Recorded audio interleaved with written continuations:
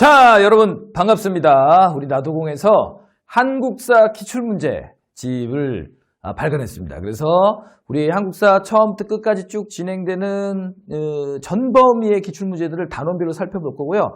그리고 이제 아주 잘 구성되어 있는 게 기출문제만 있는 게 아니고요. 사실 최근에 한 3년간 2019년부터 2020년, 2021년까지 3년간 진행되었던 국가직과 지방직 같은 경우를 보면 뭐 소방직도 마찬가지였고 법원직도 마찬가지였는데 정답률이 낮았던 문제들이 다 뭐냐면 새로운 유형의 문제였습니다. 사실 이 역사라는 과목이 뭐 한국사뿐만 아니라 모든 역사 과목의 공통점인데 과거에 정답률이 굉장히 낮았던 문제라고 할지라도 그 문제가 두 번, 세 번 반복되다 보면 이제 수험생들이 기출문제를 통해서 학습을 해서 다 맞춰요. 그래서 항상 새로운 유형의, 새로운 관점의, 새로운 시도의 문제들이 개발돼서 나와서 정답률을 항상 떨어뜨렸거든요. 그런 점에서 우리 나도공의 이제 이번 문제집은 보면 단순히 기출문제지만 씻지 않았어요. 굉장히 실험적인 문제들. 그러나 이것이 어떤 우리가 공부하는 범주를 벗어나는 그런 게 아니고 충분히 나올 수 있는 그런 가능성이 있지만 아직까지는 좀 많이 언급이 안 됐던 문제들까지 다 포함해서 들어가 있기 때문에 여러분들이 공부하시는데 아주 수월하실 거고요. 또 해설도 아주 잘 되어 있습니다. 책도 아주 이쁘게 잘 나왔고요. 자, 그럼 이제 선사시대부터 들어가 볼게요. 한반도의 선사시대 제1장. 이게 가장 대표적인 유형의 문제 보이시죠? 그러니까 뭐 구석기나 신석기 시대, 청동기 시대, 철기 시대 중에 특히 구석기 시대하고 신석기 시대 문제는요. 이렇게 유적지를 보여주고 물어보는 경우가 굉장히 많아요. 그래서 뭐 상원 거운모루, 연천 정궁리, 공주 석장리. 이 대표적인 구석기 시대의 유적지죠. 그래서 대표적인 사냥도구로는 이번에 글개, 밀개 등이 있다라는 말이 왜 옳지 않은 거냐면 이 글개와 밀개는 사냥도구가 아닙니다. 뭐 예를 들어 뭐 조리를 하거나 이럴 때 쓰는 도구고요. 사냥도구는요. 제일 유명한 거 주먹도끼 있죠. 찌개 이런 것들이 사냥도구예요. 좀 어려운 문제이긴 한데 70만 년 전부터이다. 선지 3번에 전기, 중기, 후기로 구분하였다. 좀 이따 문제 보겠지만 뭐 구석기 시대 전기에는 우리가 공부 다 했잖아요. 구석기 전기에는 주먹도끼 같은 큰 도구, 하나의 도구를 여러 용도로 사용했고 구석기 중기에는 하나의 도구를 하나의 용도로 사용했고 구석기 후기에는 같은 크기의 도구를 여러 개를 제작했다라는 거죠. 그래서 다 맞는 말이고 4번도 아주 중요한 말인 게 무리 중에서 경험이 많고 지혜로운 사람이 지도자가 되었으나 권력을 가지지는 못하였다. 구석기 시대, 신석기 시대가 평등 사회였다고는 하지만 절대 오해하시면 안 되는 게 이때도 역시 지도자는 있어요. 다만 이 지도자라는 개념이 지배자가 아니라는 것만 잘 아시면 돼요. 군림하는 자, 그러니까 불평등한 권력을 갖고 있는 사람들을 우리가 지배자라고 하죠. 그건 청동기 시대부터 시작되는 거죠. 자, 이제 문제 풀면서 본격적으로 가볼까요? 자, go! 1번 문제 보겠습니다. 역사의 의미, 첫 단원에서 우리가 사실로서의 역사, 기록으로서의 역사 공부하죠. 그 부분입니다. 기록으로서의 역사는 객관적인 의미의 역사이다. 옳지 않은 걸 고르는 겁니다. 기록으로서의 역사는 역사가가 거짓말을 지어내면 안 되지만 똑같은 역사적 팩트, 사실에 대해서 그 시대와 관점에 따라서 얼마든지 해석이 달라질 수 있다는 입장이죠.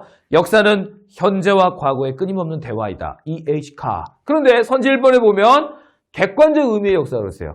객관적 의미의 역사는 그런 역사가의 판단을 최대한 배제한 채 있는 사실 그대로만 밝혀내는 거예요. 따라서 여기서 이제 옳지 않은 건 1번이 되겠고요.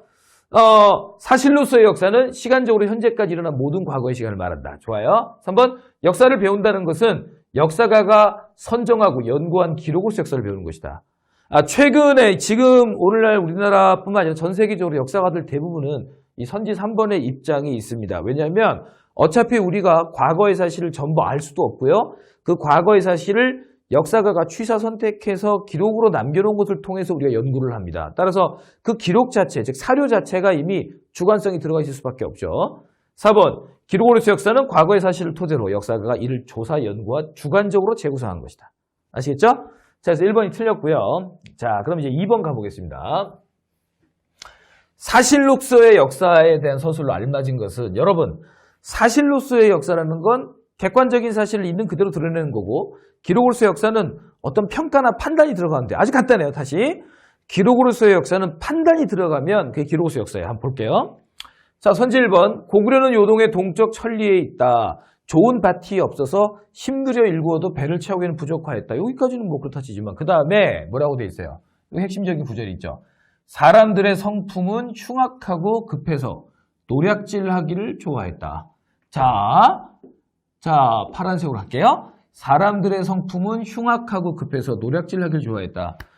자, 고구려 사람들에 대해서 이게 중국의 역사책인 중국의 삼국지위서 동의전에 나와 있는 내용인데 고구려 사람들이 흉폭하고 노략질하기를 좋아한다. 분명히 판단을 내려놨어요. 그러니까 이거는 뭐 물어보란 말아 기록으로서 역사예요. 그다음 2번 가볼게요. 묘청 등이 승리하였다면 조선사가 독립적 진취적으로 진전하였을 것이다. 자, 보세요. 묘청이 이겼다면 조선사가 발전되었을 것이야 라고 판단을 하고 있죠. 또 이 글은 신채호 선생님의 조선사 연구초에서 묘청의 서경천도 운동을 조선 역사상 1000년대 제1대 사건. 우리가 이제 공부했었죠. 묘청의 서경천도 운동 때. 3번. 건국 초에 향리의 자제를 뽑아 서울에 머물게 하여 출신지대 이에 대해서 자문하였는데 이를 기인이라고 한다. 자, 이 기인이라는 제도를 설명하고 있죠. 향리의 자제를 뽑아 서울에 머물게 하여 출신지의 일에 대해서 자문하였다. 그냥 기인 제도에 대한 담담한 설명이잖아요. 4번. 부여는 장송의 북쪽에 있으며 현토에서 천리 좀 떨어져 있다. 여기까지만 가면 사실이지. 근데 사람들의 체격은 매우 크고 성품이 강직 용맹하여 근엄 후덕해서 다른 나라를 노략질하지 않았다. 칭찬하고 있잖아요, 지금. 그러니까 사실 이게 중국이 이것도 삼국지위서 동의전 내용인데 중국이 부여하고는 잘 지냈고 고구려하고는 사이가 안 좋아요. 그러니까 사람들이 그럴 수밖에 없는 게 자기한테 손해인 집단에 대해서 부정적인 평가를 낼 수밖에 없죠. 그리고 또 보면 묘청의 서경천도 운동, 독립운동가인 신채호 선생님이 묘청의 운동을 판단하고 있죠. 아, 좋게. 이걸 이렇게 판단 안 하는 학자들도 있어요. 4번도 부여를 높게 평가하고 있고요. 그에 비해 3번은 그냥 기인에 대한 설명이잖아요. 그러니까 답이 3번인 거죠. 그러니까 제가 여러분들 드리고 싶은 말씀은 사실로서의 역사와 기록으로서의 역사를 물어보는 문제 유형은 그 학자들, 그런 관점을 주장했던 학자들을 직접 물어보는 경우들은 거의 없어요. 공무원 시험에서. 이렇게 사례를 펴놓고 구분을 하는 건데 판단이 들어가면은 기록으로서의 역사, 그리고 그냥 사실을 설명만 하고 있으면 사실로서의 역사로 구분하시면 되겠습니다. 정답은 3번이고요. 자, 여러분 이제 올라가 봅시다. 다음 페이지 내려가 보면요. 3번 문제 보겠습니다. 다음의 역사관의 입장에 따른 역사 연구 방법으로 옳지 않은 것은 역사관은 시대 정신으로부터 자유로워야 된다. 오호. 역사관은 자신을 숨기고 역사적 사실로 하여금 말하게 하라. 이거 레오폴드 폰 랑케가 했던 아주 유명한 말인데 역사는 과학이어야 된다. 따라서 인과관계에 따른 사실의 설명이 가장 중요하다.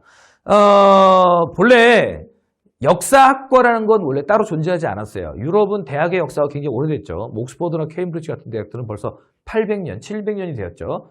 볼로냐 대학은 1000년 됐고요. 그런데 대학의 역사학과가 처음 생긴 건 19세기 초예요.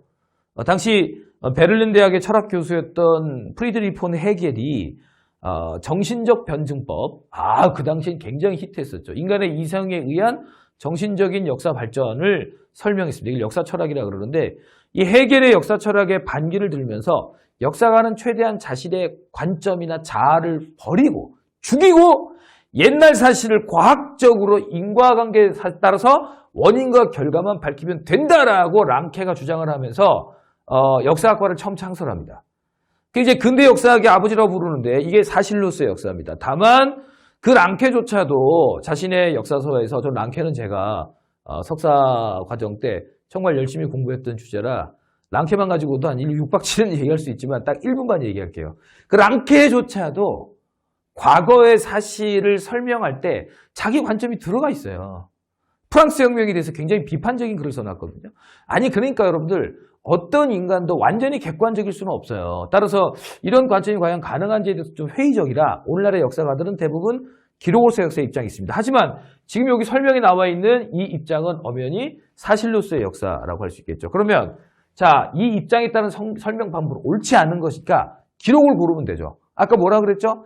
판단이 들어간다 안 들어간다? 오케이? 자, 갑시다.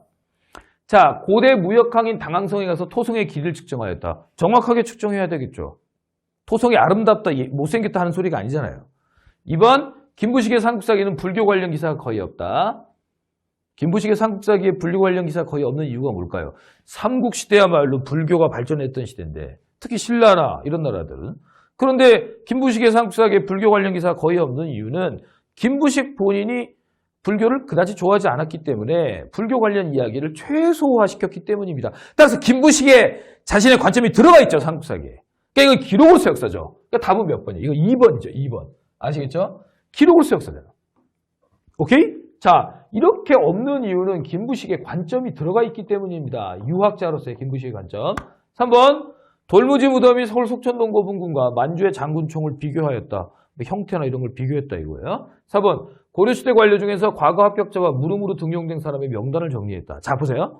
과거로 합격한 사람과 무름이 음서죠. 음서로 등용된 사람들을 명단을 정리해서 비교를 해보니까 이거는 이제 고려시대를 전공하는 역사가들끼리 이건 다 알고 있어요, 데이터를.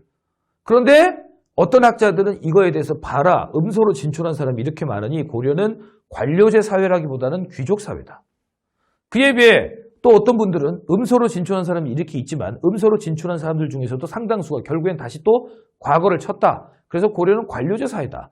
그러니까 이런 팩트에 대해서 이 명단에서 나온 데이터에 대해서 역사가의 관점에 따라 평가가 달라지면 이제 기록으로서 역사죠. 그러니까 여기서는 이 문제는 지금 사실로서 역사에 해당하니까 2번 같은 경우는 관점이 들어가 있으니까 기록. 답은 2번이 되겠고요.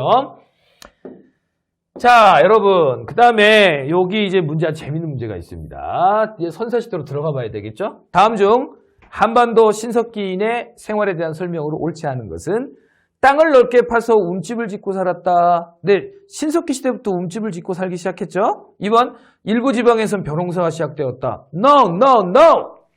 신석기 시대 때 농교가 목축이 시작된 건 맞지만 벼농사가 시작된 건 언제부터이다? 청동기 시대부터이다. 그것도 아주 일부 지역에서만. 따라서 여기 2번은 우리가 안 됩니다. 그리고 3번 애니미즘, 자연숭배, 샤머니즘, 무속, 무당, 부족장이죠. 토테미즘, 자기 동식물을 선정해서 숭배하는 거. 신앙 등 형태가 처음 나타난 게 언제냐면 신석기 시대부터죠. 혈연을 바탕으로 한 시족을 기본 구성 단위로 하여 말을 형성하였다. 맞습니다. 그래서 답은 2번이 되겠고요. 자, 이제 넘어가 봅시다. 안 지워졌어요. 자, 넘어가 보면요. 5번입니다. 자, 이거는 이제 국어 문제예요. 국어 문제도 초등학교 한 3학년 국어 문제. 세계시대의 역사의식에 대한 태도로 옳은 거. 민족적 자존심을 버리면 안 되죠. 그죠? 2번, 서구 문화를 전면적으로 수용한다? 물론 서구 문화에서 배울 점이 많지만 우리 걸 다 버리고 수용하는 건 안 좋은 자세죠. 3번, 민족사적 특수성과 세계사적 보편성을 조화시켜야 된다. 모범 답안. 네, 이거 뭐 설명 안 해도 되겠죠? 4번, 외부 세계의 변화에 민감하게 반응해서 폐쇄적 민족주의에 바탕을 둬야 된다? 이러면 북한 꼴 나는 겁니다. 그래서 답은 3번이고요. 너무 쉬운 문제니까 넘어갈게요. 자, 6번 기출문제. 자, 구석기 시대의 사회 모습에 대한 설명으로 가장 옳지 않은 거. 구석기나 신석기나 모든 사람은 평등했다. 1번 맞고요. 2번, 집터는 대개 움집 자리로 바닥은 원형이나 모서리가 둥근 사각형. 바닥이 원형인 움집은 신석기 시대의 움집입니다. 예. 움집은 구석기 시대는 없어요. 따라서 이거는 신석기 시대 얘기고요. 정답은 2번이 되겠고 옳지 않은 것. 뼈도구와 뗀석기가 대표적인 구석기 시대의 도구고요. 무리를 이루어 사냥감을 찾아다녔다. 인간이 단독 생활하기엔 무리가 있어. 그래서 무리를 이루었다 이거야. 지도자 있다 그랬죠. 다만 지도자는 지배자는 아니다 이거예요. 답은 2번이고요. 자, 좋습니다. 이제 또 가봅시다. 7번으로 가볼게요. 자, 다음 유물을 통해 알 수 있는 당시의 생활 모습은 주먹도끼, 구석기 전기를 대표하는 사냥도구, 팔맷돌, 승배찌르개, 구석기 후기를 대표하는 도구입니다. 어찌됐든 구석기 시대입니다.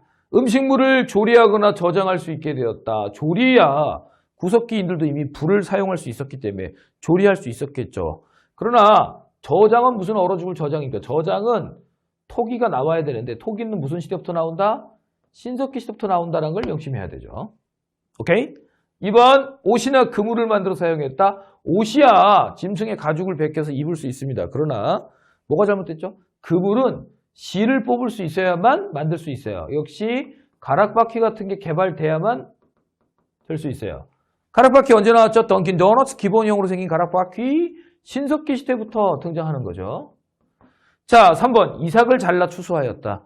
이삭을 정교하게 자르기 시작한 건 물론 이제 농경은 신석기부터 시작했지만 이삭을 정교하게 잘라서 추수하기 시작한 건 거의 뭐 청동기 시대부터예요. 역시 안 되고요. 4번 사냥과 채집을 하면서 생활하였다. 네, 답은 4번이죠. 무난한 문제였고요. 자, 8번 보겠습니다. 8번. 다음 글과 관련 있는 시대의 유물을 한번 읽어볼게요. 한반도와 그 주변 지역에는 약 70만 년 전부터 사람이 살기 시작했다. 처음에는 돌을 거의 그대로 사용하다가 점차 쓰임새에 따라 여러 가지 뗀석기를 만들었다. 더 읽을 것도 없죠. 구석기고 하나만 더 설명드리면 맨 밑에서 두 번째 줄에 막집에 살았다. 그래요. 동굴, 바위그늘, 막집. 이 막집은 움집이 아니에요. 비만 피하면 막집이에요. 아시겠죠? 자, 그럼 이제 구석기 시대입니다. 구석기 시대의 유물로 대표적인 유혹이 있다면 2번에 주먹도끼죠. 워낙 유명하죠. 주먹도끼.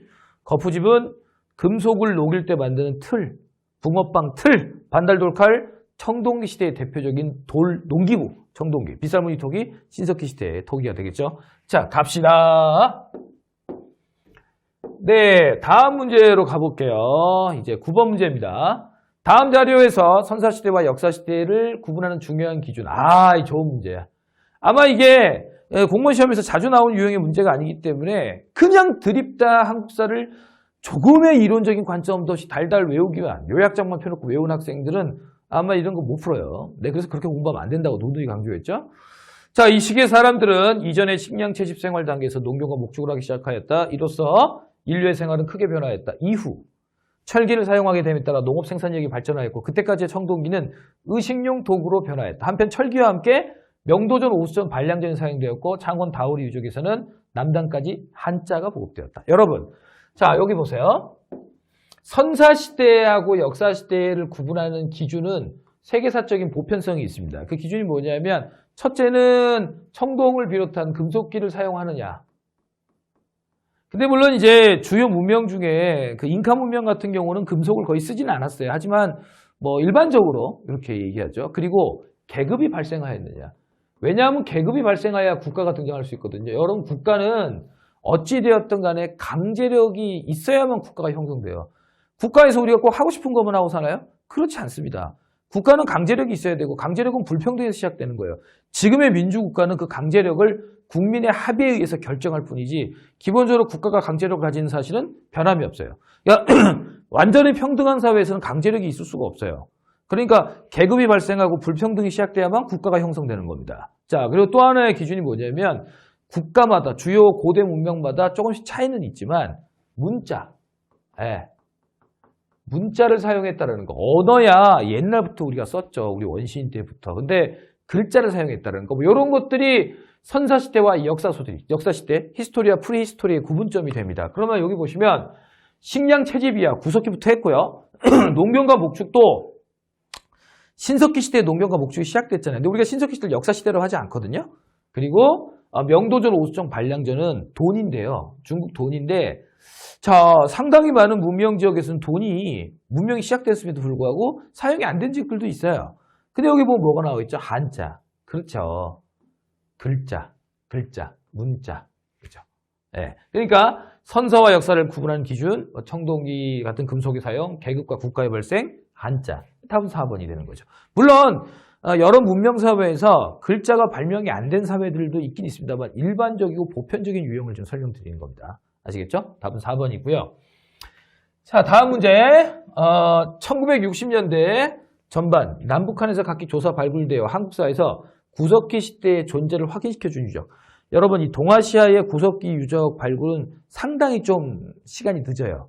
그러니까 유럽 같은 경우는 꽤 옛날부터 구석기 유적이 발굴이 활발히 됐었는데 한반도에서도 구석기 유적이 상당히 늦게 발견되거든요.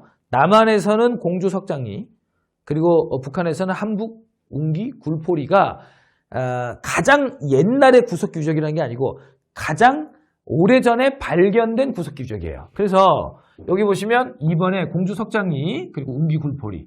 요게 구석기 유적은 그렇게 많지는 않기 때문에 각 구석기 유적의 특징들을 물어보는 경우가 과거엔 좀 있었어요. 그래서 우리 교재에서도 이론서에서도 주요 유적들을 이제 구분해서 이 유적지의 특징, 예를 들어 뭐 흥수하이, 청원 두루봉동굴 이런 식으로 구분돼 있죠. 그런 것 중에 하나가 이런 문제입니다. 그러니까 가장 옛날 구석기 시대의 유적이 아니고 구석기 유적 중에 가장 늦게, 가장 옛날에 발견한 유적지. 알겠죠? 공주석장이 웅기, 굴포리가 되겠습니다. 그리고 연천 정궁리도 따로 나올 때가 있죠. 아주 유명하죠. 뭐 주목도끼. 이게 최초로 발견된 곳이죠. 이 구석기 유적지가 슬슬 나오기 시작하자 이번에는 또 서양 쪽 고고학자들이 야, 동양에는 주목도끼가 안 나온다. 이게 아슐리안 문화라 그러는데 주목도끼가 그나마 도끼인 개긴이긴 하지만 구석기 시대 전기의 도구 중에서는 제일 예쁘고 제일 세련된 도구거든요. 근데 그게 1970년대에 경기도 연천 정릉리에서 우르르 나왔고 그 이후에는 뭐 우리나라 중국에서 주목도끼 상당히 나왔습니다. 참고로 일본은 지금도 구석기 유적이 정확하게 아직 안 나오고 있어요. 아마 구석기 시대에는 인류가 살지 않았을 수도 있겠다 싶은데 저 이해가 안 되는 건 구석기 시대는 빙하기였기 때문에 일본과 아시아 대륙이 연결돼 있었거든요. 분명히 사람이 살았을 것 같은데 언젠간 발견되겠죠? 자, 이렇게 되겠고요. 다음 문제 갑니다. 이제 11번입니다. 다음 지역에서 발견된 유적을 통해 알 수 있는 당시 사람들의 생활 모습. 연천정옥리, 단양, 수양계, 검은모루 동굴, 구석기니까 이제 빨리 가볼까요? 답은 몇 번이다? 3번이다. 동굴이나 바위 그늘에서 살았다. 이해되시죠? 답은 3번이 되겠고요. 자, 12번. 이 시기 사람들은 농경과 목축 생활을 하면서 정착 생활이 가능해졌고 이로 인해 인류 문화는 비약적으로 발전했다. 여러분, 농경과 목축 생활을 하면서 인류는 채집 경제에서 합니다. 있던 걸 기존에 존재하는 자연물을 소비만 하는 채집 경제에서 새로운 것을 생산할 수 있는 생산 경제로 바뀌게 되었고요. 네, 그리고 뭐가 냐면 정착 생활이 가능해졌다는 겁니다. 농경과 목축을 하게 되면서 인류는 정착 생활을 하게 됐고 채집 경제, 생산 경제로 발전되게 됐다. 우리가 그래서 이거를 신석기 혁명 혹은 무슨 혁명이라고 그러냐면 농업혁명이라고 합니다. 엘빈 토플러라고 들어보셨습니까? 네, 제3의 물결. 엘빈 토플러가 제1의 물결, 신석기 혁명, 농업혁명, 제2의 물결, 산업혁명, 제3의 물결, 정보화 혁명, 뭐 이렇게 얘기한 적이 있었는데, 제1의 혁명, 제2의 혁명이 바로 하나가 신석기 혁명, 농업혁명이고 또 하나가 산업혁명이에요. 이건 뭐 예전부터 많이 썼던 말들입니다. 자, 그러면 신석기 시대니까요. 요게 좀 문제가 재밌는 게 3번에 신분제 같은 불평등은 무조건 청동기 시대부터라고 그랬죠. 4번 좀 볼게요. 중국과의 문화교류가 본격적으로 이루어진 건 철기 시대부터예요. 청동기는 우리나라 청동기와 중국과 관계가 없어요. 하지만 철기는 중국한테 배운 거거든요. 그에 비해 2번을 볼게요. 동굴 막집은 구석기고요. 그렇죠? 시족 중심의 사회는 맞는데 점차 족외혼 풍습. 그러니까 같은 시족끼리 결혼하면은 유전적으로 열성 유전자가 나올 확률이 높아요. 아시죠? 그래서 다른 시족과의 혼인을 통해서 더 우수한. 하다못해 인간뿐만 아니라 모든 동물이 마찬가지예요. 그래서 제가 좀 개를 좀 알거든요. 옛날에 길러도 봤고 공부를 좀 했었어요.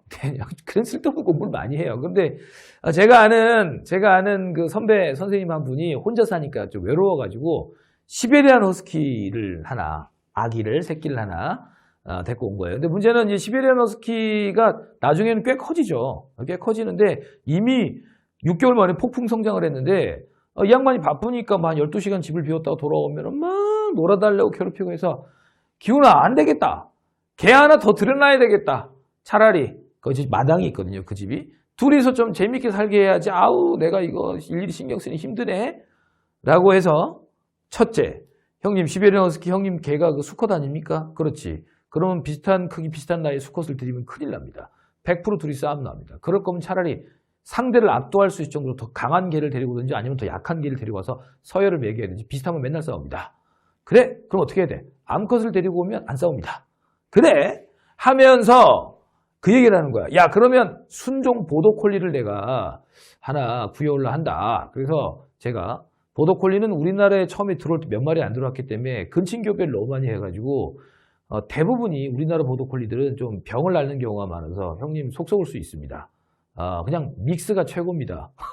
맞습니다. 커피도 믹스가 제일 맛있고, 그리고 이 사람도 다양한 형태의 유전 형질을 가진 다른 시족과의 혼인들을 통해서 훨씬 더 튼튼하고 건강한 몸이 나오죠. 같은 시족끼리 결혼하면 유전적으로 여러 가지 문제가 생길 수 있어요. 그거를 이제 본능적으로 알게 된 거죠. 그러니까 물론 이제 모든 사회가 어떤 문명권마다 다 그런 건 아닌데 우리나라 같은 경우는 이미 신석기 시대부터 족외혼의 풍습이 나타났다. 선생님, 제가 알기로는 그 신라 시대 왕들 보면은 말이에요. 신라 왕들 보면은 막 자기들 조카랑 결혼하고 하던데요. 그거는 전 세계 어디든 고대 사회에서는 특수한 귀족 세력들은 자신들의 혈통을 유지하기 위해서 그걸 감수하고서 그렇게 근신혼을 하는 거고요. 보통 사람들은 그렇게 할 이유가 없죠. 자, 좋습니다. 그러면 자, 갑니다. 이제 14번으로 가보겠습니다. 가락바퀴. 옳은 것. 칠해거리. 여러분, 이제 조개 같은 거로 만든 목걸이에요, 목걸이. 자, 조개 껍데기. 하여간 여러분, 조개 껍데기 나오고 가락바퀴 나오고 칠해거리 나오면 무조건 신석기 시대입니다. 물론 가락바퀴는 그 뒤에도 청동기, 철기시대, 삼국시대도 썼기 때문에 가락바퀴만 가지고 풀 수는 없지만 여기 칠해거리하고 조개 껍데기. 조개 나오면 무조건 신석기예요. 신석기들이 주로 강가나 바닷가에 살았죠. 최대 그 영양 섭취, 단백질은 주로 조개잡이로 섭취했단 말이야. 그러면 신석기로 가야 되겠죠. 붓은 철기, 2번에 고인돌은 청동기, 3번 네 조, 피 등을 재배하는 농경이 시작되었다. 만약에 시작되었다. 좋아요. 신석기인데 만약에 벼농사가 나오면 이건 안 된다고 제가 아까 말씀드렸죠. 벼농사는 신석기 시대에 한 적이 없다. 자, 반량전, 오수정 등의 중국 화폐가 사용되었다. 철기. 자, 답은 3번이고요. 자, 좋아요. 그러면 이번에는 우리가 15번 문제로 가보겠습니다. 지방직 구급 기출 문제입니다. 한반도 선사시대에 대한 설명으로 옳지 않은 것. 구석기 시대 전기에는 주먹도끼와 순배찌르기가 사용되었다. 아까 제가 처음에 문제 풀 때 그 말씀드렸죠. 구석기 전기를 대표하는 도구가 주먹도끼라면 특정한 도구는 이 두 개 알면 돼요. 시기 구분용으로. 자, 주먹도끼는 구석기 전기를 대표하는 도구고요. 순배찌르기는 구석기 후기를 대표하는 도구고 잔석기입니다. 요만한 도구에 나무 같은 거 이어서 썼단 말이에요. 그래서 순배찌르기는 잔석기, 구석기 후기. 그러니까 1번이 바로 틀렸네.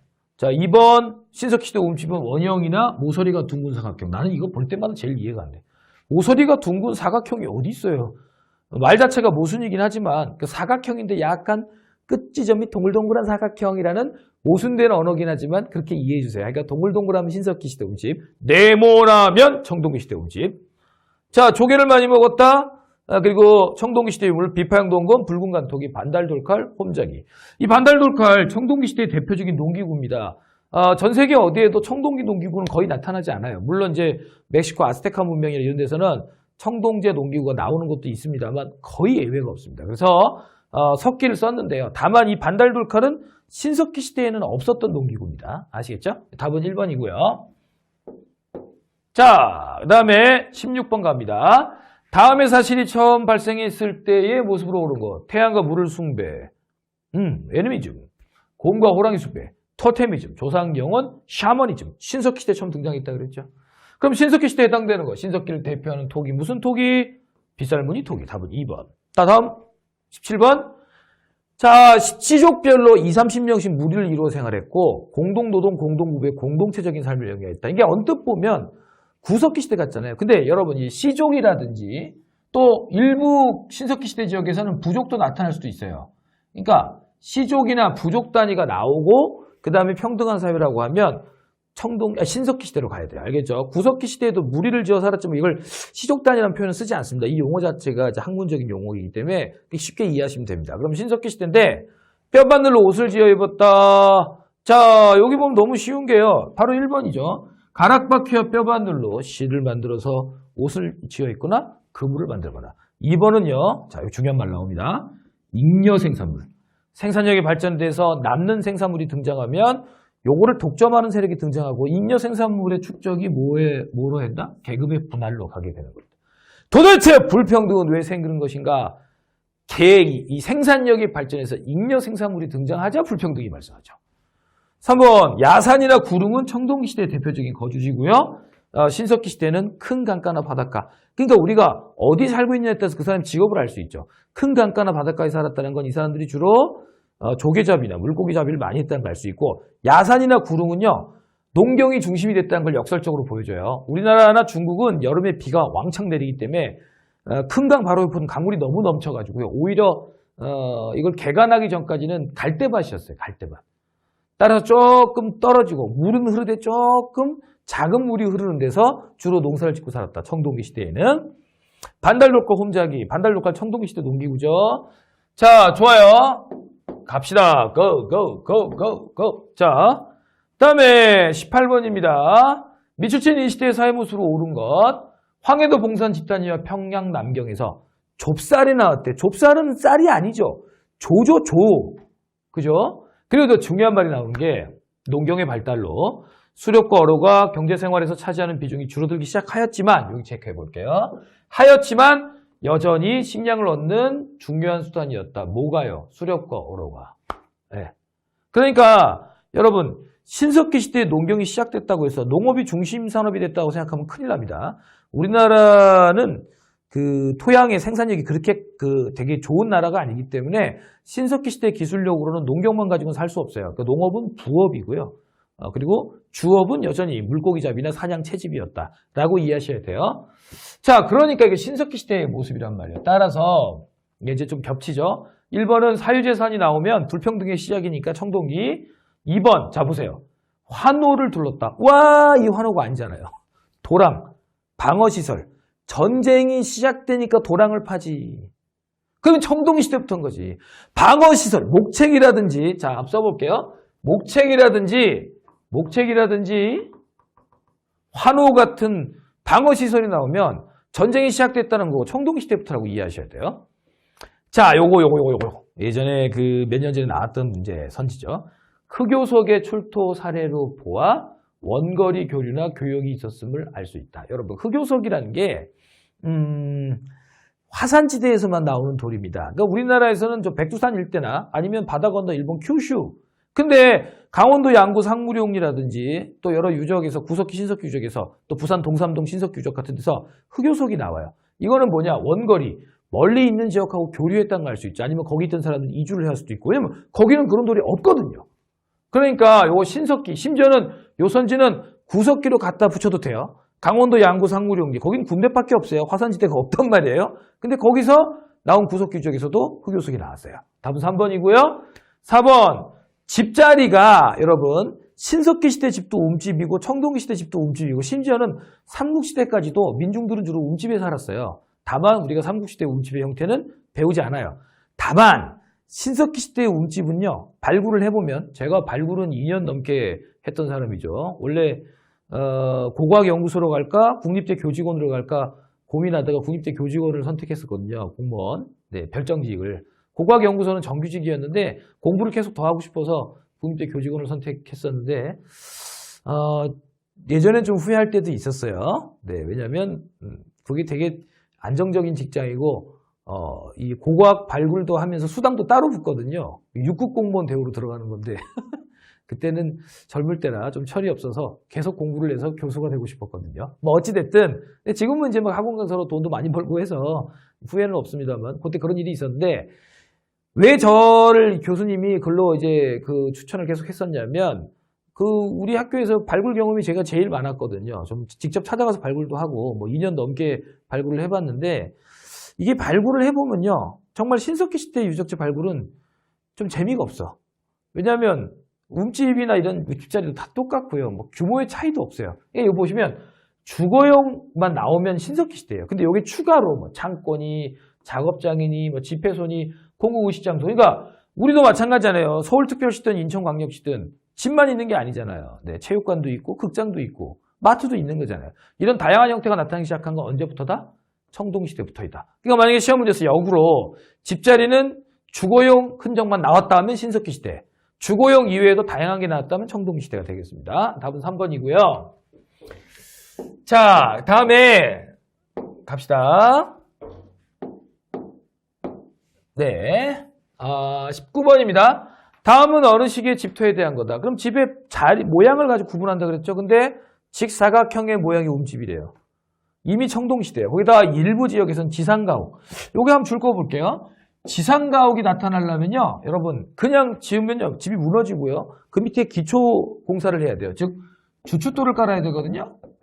네. 주춧돌을 깔아야 됩니다. 그래서 주춧돌을 깔아서 그 위에 집을 짓는 거, 네, 이게 이제 대표적으로 청동기 시대 이후에 나타납니다. 물론 모든 집들이 이랬다는 게 아니라 이런 것도 나타났다. 그러니까 청동기 시대의 특징은 직사각형 모의 움집 하나, 주거지가, 그리고 일부 집들은 주춧돌을 깔고 지상가옥화되었다. 자, 청동기 시대입니다. 갑니다. 예, 1번을 보시면요. 반농사가 중심이었지만 일부 저습지에서는 벼농사가 이루어졌다. 청동기 시대부터 일부 지역이긴 하지만 벼농사가 이루어졌다. 답은 1번이네요. 그죠? 2번은요. 철제 농기구가 등장하려면 철기시대가 돼야 되고요. 3번에 보면 가축의 뒷걸음을 비료로 사용했다 그랬잖아요. 이거 여러분들 제가 이론 수업할 때 강조했었죠. 우리가 이런 가축의 그 분뇨를 삭혀서 비료로 쓰기 시작한 건 고려시대부터예요. 이거 상당히 생각보다 늦게 시작한 방식입니다. 그러니까 만약에 타임머신을 타고 삼국시대 이럴 때 농촌으로 내려가면 오히려 똥냄새가 안 날 거야. 그 걸음 안 썼거든. 4번 탄화된 좁쌀이 출토된 거 뭐 아직 벼농사가 안 됐대. 신석기죠. 답은 몇 번이라고요? 1번입니다. 자, 넘어갑니다. 20번입니다. 자, 다음과 같은 사실들이 행해질 때 당시에 나타난 현상으로 옳은 거. 고인돌, 돌롤무덤, 돌무지 무덤이 축조되었다. 여러분, 무덤 중에 돌 들어가는 무덤. 고인, 돌무지나무 청동기, 그리고 널무덤, 동무덤 이렇게 나오면 철기시대의 무덤입니다. 자, 그리고 우세한 부족이 스스로를 하늘의 자손이라고 믿는 무슨 사상? 이거를 우리가 선민사상이라고 하는데 대표적인 선민사상이 뭐냐면 나는 하늘의 후손이야. 난 천손이야. 단군 할아버지의 할아버지가 누구죠? 하늘의 신이죠. 네, 주몽의 할아버지가 누구죠? 천재, 하늘의 신이죠. 천손사상 1번. 자, 정치 권력의 독점이 이루어지는 것까지는 그렇다 알겠는데 고대 왕국이 확립되었다. 요것 때문에 안 돼. 고대 왕국이란 건 여러분 중앙집권적 고대 국가 즉 삼국시대를 말합니다. 제가 연맹왕국에서 고대 국가로 넘어가는 패턴, 뭐 불교가 수용되다, 그리고 율령과 관등제가 공포되다, 뭐 이런 것들 있죠. 그러니까 이건 삼국시대부터 해야 돼요. 고대 국가라는 표현은 규정된 개념이에요. 아시겠죠? 그 다음에 2번, 토기의 제작이 비로소 이루어져. 뭘 비로소 이루어져? 이미 신석기 시부터 이루어졌지. 3번, 계급사회가 형성되면서 군장이 등장했다. 그러니까 우리가 이걸 알아야 돼. 청동기 시대에 국가가 만들어졌다고 하는데 우리가 생각하는 고구려 백제 신라 같은 국가가 아니고 그냥 아메리카 인디언들 인디언이라는 표현은 썩 좋은 표현은 아니지만 아메리카의 선주민들 보면 무슨 부족이 있고 추장이 있잖아요. 근데 그런 개념으로 이해하셔야 돼요. 답은 3번이고요. 우경을 이용하는 농사는 글쎄 기록으로는 6세기 지정왕 때부터예요. 신라. 아직 좀 더 뒤의 일이죠. 답은 3번이고요. 오른쪽. 자, 세영동검. 네, 이 철기시대를 대표하는 동검이죠. 철기시대의 동검을 이제 오다구용으로, 의뢰용으로 썼죠. 그 다음에 위만 본격적으로 철기를 우리나라에 가지고 온 사람이지. 온돌, 잔무늬. 역시 철기시대에 만들어진 대표적인 청동거울이죠. 그럼 철기시대로 가야 돼요. 그럼 이 얘기는 뭐냐면 철기시대도 무르익게 되면 나중에 이 청동 동검 같은 거 만들지 않는데 초기 철기시대. 그러니까 여기 답이 3번이죠. 청동기시대 후반기부터 초기 철기시대의 모습. 세형동검과 잔무늬 거울은 뭐 또 비파형동검이나 거친무늬 거울이 청동기를 대표하는 청동기라면 세형동검과 잔무늬 거울은 정확히 개념하면 초기 철기시대 때를 대표하는 의식용 청동기이다. 이렇게 이해하시면 되겠습니다. 자, 좋습니다. 그 다음에 23번으로 아이고야, 이게 제가 21번을 땡겨 넣어보세요. 21번 할게요. 우리나라 청동기 시대에 계급이 발생에 된 근본적인 원인. 이거는 여러분 우리나라뿐만 아니라 전 세계 어디나 마찬가지인데 청동기 시대에 계급이 발생하게 된 가장 근본적인 원인은요. 또 한 번 얘기하죠. 잉여. 모든 것의 시작은 이겁니다. 만약에 주민이 100명이 있는데 100명이 먹을 음식도 없어. 그러면 여기는 완전 평등사회야. 100명이 있는데 생산량이 200명 분량의 생산량이 발생하잖아요. 그러면 이게 공평히 나눠지는 게 아니고 권력을 가진 자들이 그거를 독점하게 돼요. 이렇게 독점을 하게 되면 재화의 격차가 발생하고 빈부격차와 계급격차가 더 심해지죠. 그러니까 모든 원인은 잉여 생산물의 발전. 참 이게 비극적인 거지만 그렇죠. 생산력이 발전하고 잉여가 발생하면 오히려 그것 때문에 불평등이 시작돼요. 자, 여러분. 세계에서 많은 석유를 생산하는 국가 중에 브루나이라는 나라가 있습니다. 동남아시아에 있는 국가인데 브루나이는 국왕의 재산이 30조입니다. 볼키아 국왕인데요. 재산이 3조고 자동차를 3,000대를 갖고 있고 개인용 비행기를 60대를 갖고 있습니다. 그런데 거기 있는 인구 중에 한 절반 정도의 인구는요. 단지 말레이계가 아니라는 이유로 오랫동안 거기 살고 있었지만 국적을 주지 않고 굉장히 가난과 핍박 속에 살고 있습니다. 카타르도 마찬가지죠. 그러니까 아무리 재화가 펑펑하게 쏟아져도 돈 되는 석유가 쏟아져도 이거를 특정한 세력이 독점하게 되면 보통 사람들은 오히려 격차가 더 벌어지게 되고 그리고 돈을 더 독점하게 되니까 이걸 계속 권력을 유지할 수 있죠.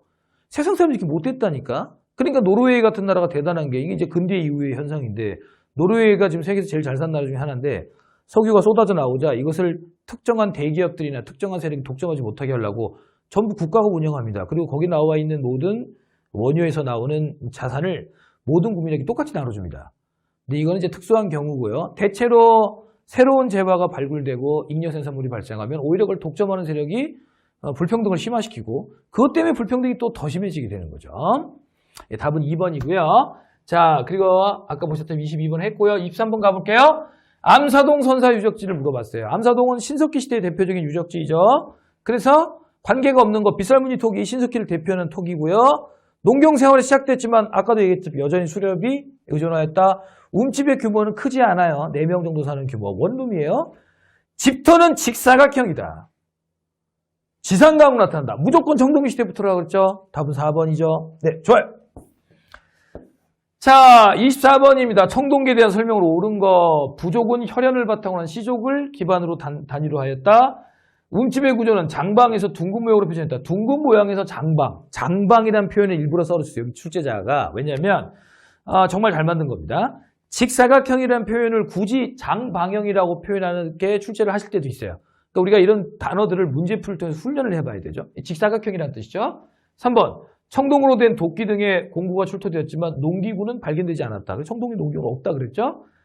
그럼 이제 답은 3번이네요. 근데 선생님 일단 좀 이따가 4번 이거는 이제 구석기 시대 유적지예요.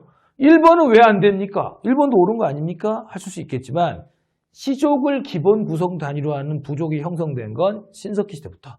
그리고 이 부족을 기반으로 국가가 형성된 게 청동기 시대. 아시겠죠? 이게 틀렸고요. 답은 3번이 되겠습니다. 아무튼 청동기 농기구는 없어. 우리나라엔. 25번. 우리나라의 초기 철기 시대상으로 옳지 않은 것. 청동기 문화가 더욱 발달하여 잔무늬 거울 등이 제작되었다. 말씀드렸죠. 민무늬 토기 외에 덧띠 토기, 검은간 토기. 그러니까 이제 시험 문제에서 청동기 시대를 대표하는 토기랑 철기 시대를 대표하는 토기를 구분하기는 어려울 거예요. 왜냐하면 철기 시대가 돼도 청동기 시대에 개발되었던 민무늬 토기나 미소니시 토기 등을 계속 써요. 심지어 삼국시대까지 썼거든요. 그래서 하여간 청동기 철기 시대에 나온 토기들을 아시면 돼요. 자, 원형의 송국령 주거지. 여러분, 송국리는 부여 송국 유적은 우리나라에서 제일 유명한 청동기 시대 유적이에요. 근데 초기 철기라 그랬잖아요. 그러니까 3번이 안 되는 거죠. 그리고 원형도 아니죠. 장방형, 직사각형이 돼야지. 그래서 다 틀린 얘기고요. 제가 얘기했죠? 철기는 우리가 중국한테 배웠다. 중국 애들이 철기만 전해주진 않았겠죠? 명도전, 반량전 같은 중국 돈도 들어왔다. 사천 늑도라든지 이런 남해안의 유적지에서 많이 나옵니다. 그래서 옳지 않은 것은 3번이 되겠고요. 자, 26번으로 가보면요. 우리나라의 청동기 문화에 대한 설명은 옳지 않은 것. 청동기 시대에는 농경 문화가 이전 시대부터 발달했으며 이는 청동제 농기구의 보급에 따른 것이다. 아니라니까. 청동기 농기구 없다 그랬죠? 옳지 않은 거 1번이고 나머지는 앞에서부터 계속 얘기했던 부분들이고요. 다음에 27번 보겠습니다. 고인돌을 많이 만들던 시대. 우리나라의 대표적인 고인돌들은 대부분 청동기 시대에 만들어진 겁니다. 그러면 제천 창내와 암사동은 이건 구석기, 이건 신석기 유적기죠. 답은 1번이죠. 옳지 않은 거. 그리고 2번 계급이 분화되고 지배자 등장, 반달, 돌칼, 민무늬 토기. 다 맞는 말이고요. 이 고인돌은 우리나라에 15,000개 이상이 있습니다. 그러니까 이 고인돌 사실 이 고인돌 가지고 이 15,000개가 다 지배자의 무덤이라면 청동기 시대야말로 무슨 유토피아지. 인구가 얼마나 됐을 거라고. 대부분의 고인돌은 제 손가락 이 팔 길이만 합니다. 이런 데는 저 같은 듣보잡이 죽는 거고요. 이런 큰 고인돌들, 강화도에 가면 막 우리 스튜디오보다 더 큰 고인들 있죠. 이런 건 뭐 여러분 적어도 저 문재인이는 그런데 묻혀야 되지 않겠습니까? 허허. 말하도 마. 나 이명박이야. 이런 높은 분들이 묻히는 무덤. 즉 고인돌의 크기 차이가 불평등을 상징한다. 라는 것이죠. 자, 어찌됐든 답은 1번이고요. 여기 보세요. 얼마나 큽니까? 이게 바둑판식 고인돌, 남박식 고인돌, 여기 탁자식 고인돌, 북방식 고인돌이 되겠죠. 좋아요. 그 다음에 28번 가보겠습니다. 가시대에는 농경과 정착생활을 시작했대. 그러면 이건 뭐야? 신석기 시대죠. 그러면 애니미즘, 토테미즘, 샤머니즘 나오고요. 그러면 가락바퀴를 사용하였다. 답은 3번이고요. 다음에 이제 28번 보셨고요. 그 다음에 29번으로 가봅니다. 기원전 4세기. 여러분 기원전 4세기가 어떤 시기냐면 한번 써볼게요. 기원전 4세기는 이때 철기가 처음 들어올 때예요. 철기 시대가 시작될 때 얘기예요. 그래서 선지 1번처럼 철기가 보급되고 철제 무기와 철제 연모가 만들어지고 청동기는 세형동공과 잔문이골처럼 의식용 도구가 되었다. 맞고요. 명도정, 반량정, 오수정 같은 것이 출토되고요. 청동기 때 사용되었던, 잘 보세요, 3번.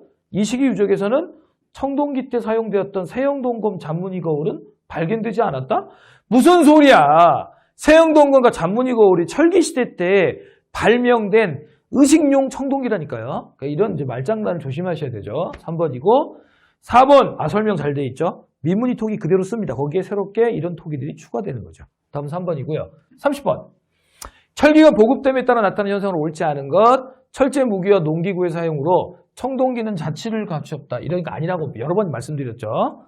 자, 좋아요. 이 정도로 스토킹 수준으로 이 부분 핵심적인 이 오류를 함정을 봤으니까 이제 안 틀리실 수 있죠. 31번입니다. 2개 남았는데 어떤 사람이 주택 공사를 하려고 집터를 공사하다가 큰 돌이 나서 더 깊이 파보았더니 괸돌, 주춧돌이 새겨져 있다. 세워져 있었다. 4개의 판석 형태. 우리나라의 남부지방에서는 고운 흙으로 만든 붉은 간토기가 발견되었다. 청동기 시대 이후의 모습이죠. 네, 청동기 시대 대표적인 토기가 민무늬 토기, 덧띠 토기, 붉은 간토기, 나중에 철기 시대로 하면 검은 간토기, 또 청동기에 미송리시 토기 같은 게 있단 말이에요. 자, 그러면 청동기 시대와 관련된 유물은 네, 반달돌칼 이것밖에 없죠. 네, 아이고 커져버렸어요.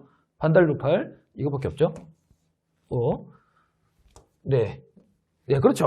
너무 작게 했네요. 일단 여러분 32번 가볼게요. 이게요, 이게 되게 좋아요. 네, 제가 다시 늘려놨습니다. 32번. 청동기와 철기 시대의 생활에 대한 설명은 옳지 않은 거. 집터의 형태는 대체로 직사각형이며 움집은 점차 지삼각으로 바뀌었다. 얘기했고요. 정착 생활의 규모가 확대되었고 3번. 돌로 만든 농기구 위에 또 나왔어. 청동으로 만든 농기구 없다니까요. 그래서 옳지 않은 건 답은 3번이 되겠습니다. 자, 여러분 이렇게 해서 우리 선사시대 할 만한 건 다 봤고요. 다음 주제에서는 뭘 볼까요? 고조선과 부고 옥동삼 관련 문제들 살펴보도록 할게요. 여러분들 수고 많으셨습니다.